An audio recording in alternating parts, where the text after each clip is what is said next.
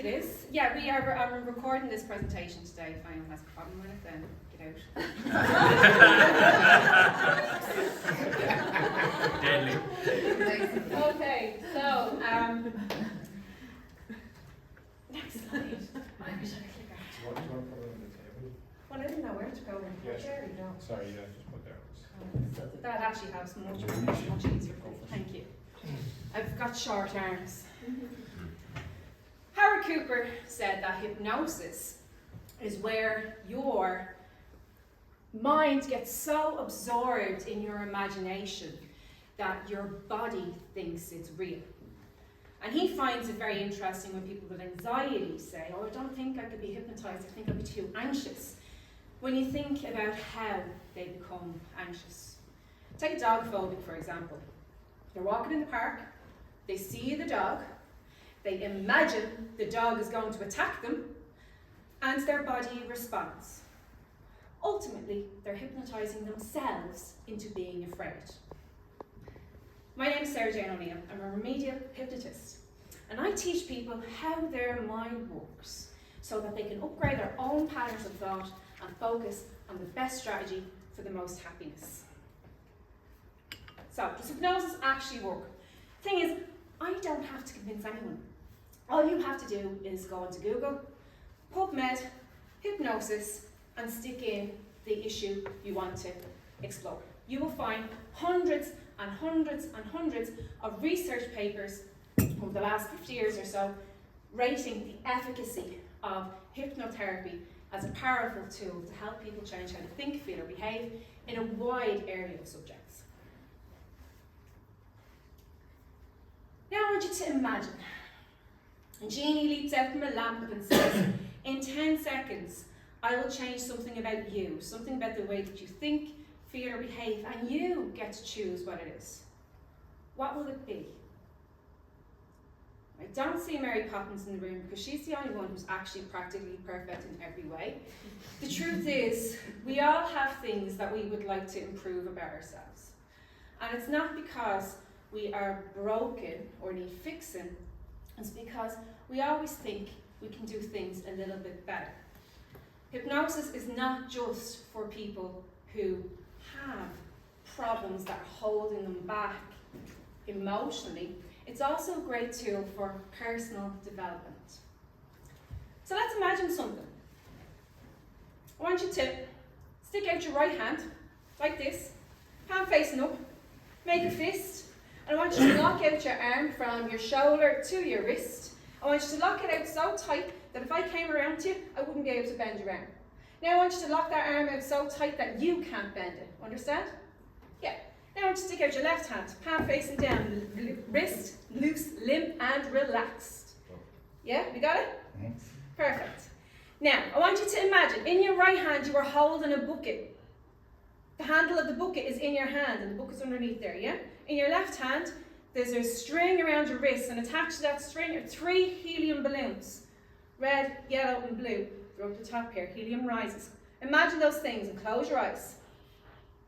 I want you to imagine in that bucket, it's filling with water, and it's getting heavier and heavier and heavier.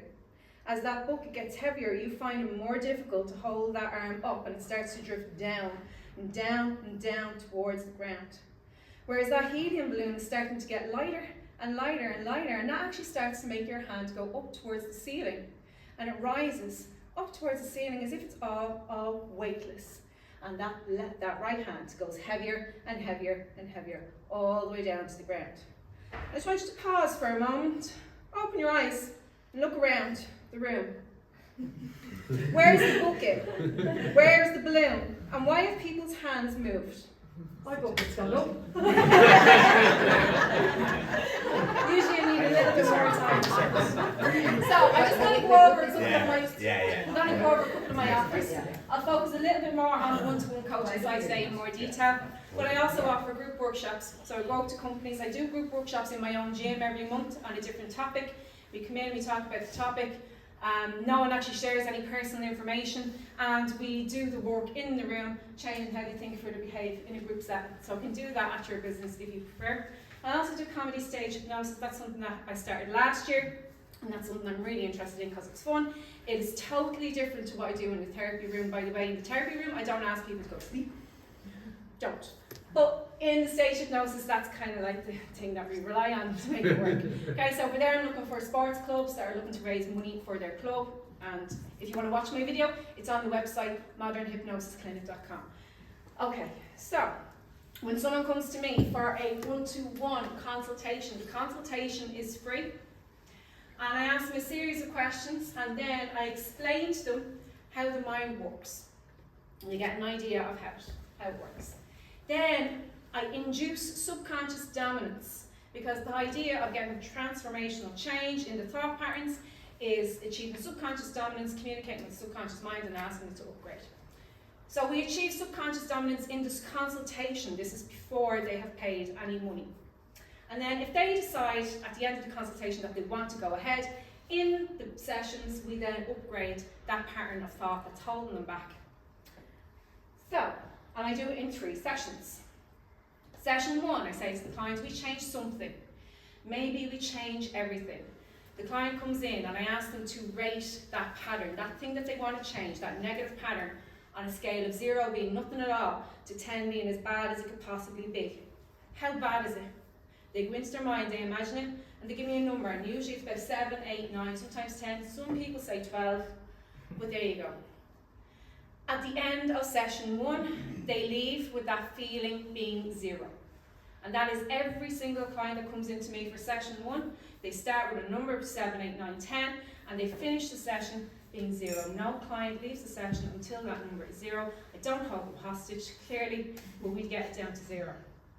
Session 2, they enhance and amplify the change. So they come into me in session 2 and I say to them, how's it been? 0, nothing has changed at all, to 10 being the best change you could possibly imagine. Give me a result. How have you been? Most clients will come in and say 6, 5, 6, 7. Some of them a little bit higher. And I say, okay, how do we make that a 10? So we enhance and amplify the change. And we give that subconscious mind permission to adapt to these new changes and just make it better. I'll tell you now, one client has come into me in the last 6 years and said 0 in their second session. Didn't turn around to me and say, Sarah Jane, give me money back. He said 0. They came to me for a sleep problem. And I went through my notes from the first session and went, okay, is Lionel Richie still playing in your brain when you're waking up in the middle of the night? And they said, no, actually. No, that's really interesting. That's not the thing. So their result was 0. They were still struggling to sleep. But that didn't mean nothing changed. Something shifted. We just had to continue the work. Yeah? 2 sessions later, they gave me 10 out of 10, by the way. And then the third one is session 3 is where I teach people how to apply it to themselves. How many people have ever met someone who said, I went to a hypnotherapist to stop smoking, and 3 months later I started smoking again and wore off? You might have heard that. I've heard it lots of times because people say it to me because I'm a hypnotist. The truth is, hypnosis itself doesn't actually wear off. It's just that our life changes. Things happen in the future that we can't expect. And when we may seem like we revert back to the old habits, it's because our mind doesn't know what strategy to apply to the new thing. So it reverts back to something that may have suited something else in the past. This is why in the 3rd session, I teach clients how to apply it to themselves so they can upgrade themselves any patterns in the future. It's a shit business model, but it works. Yeah?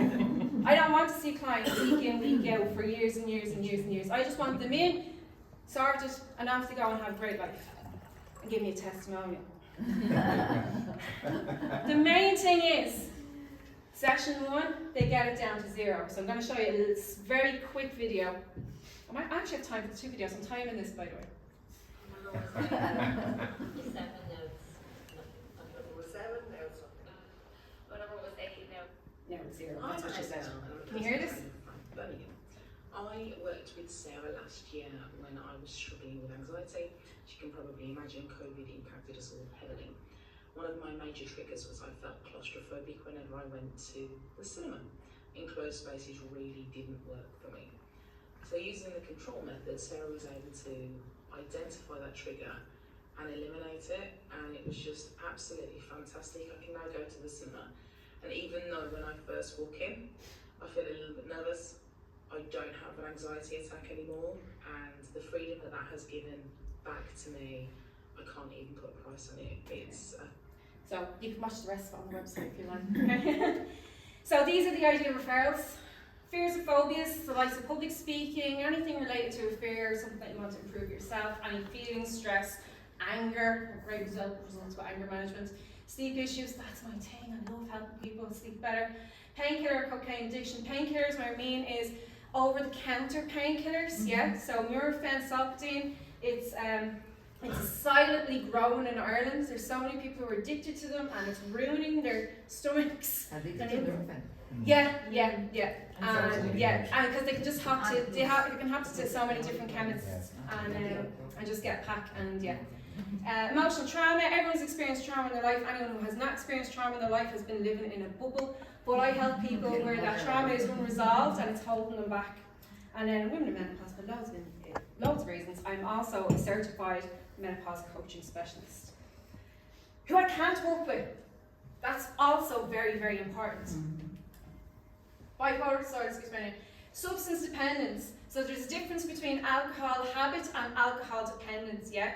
If you're taking too much alcohol and you come off cold turkey, it could be detrimental to your life. And very last thing, there's 15 seconds left. How many hypnotherapists does it take to change a light bulb? One. But the light bulb has to want to change. Can't help people who don't want to be helped. That's me. Any questions? just very good.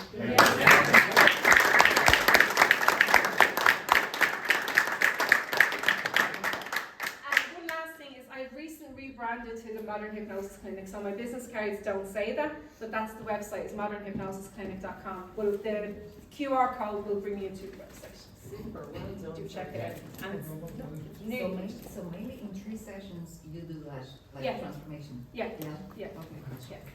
That's it. Yeah.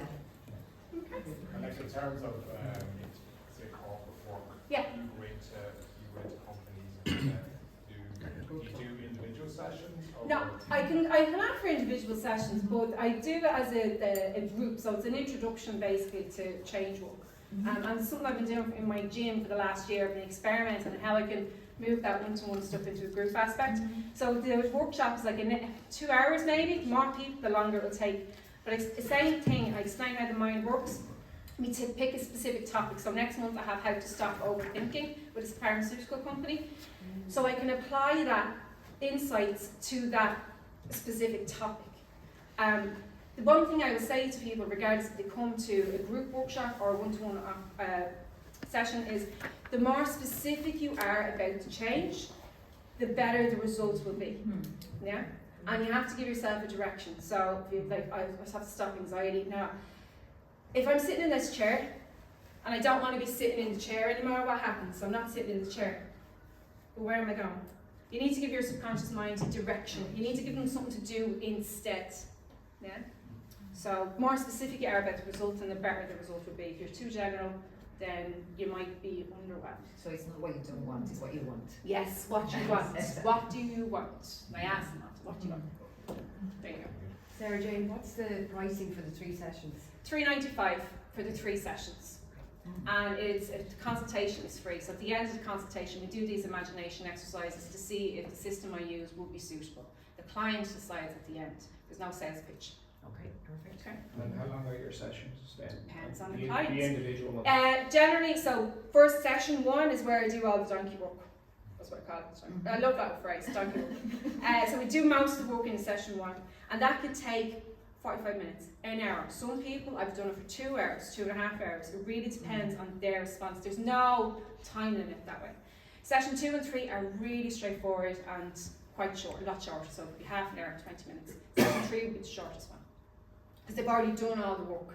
So I just show them how to apply it, and it only takes a few minutes then after that.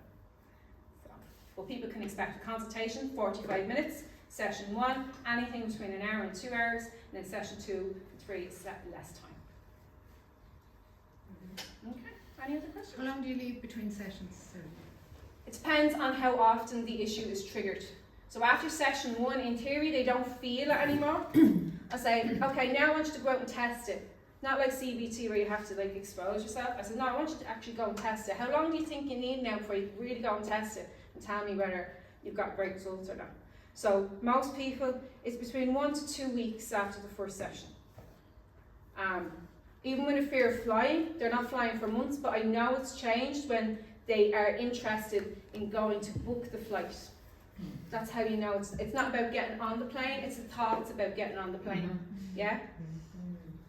So And is it? Oh, can you only deal with one trauma at a time? Like, for example, you mentioned menopause. So we all know 453 different things can happen to you in any 1 minute. So if I came to you and I was like, solve all this, you know, where do you start? start with sleep.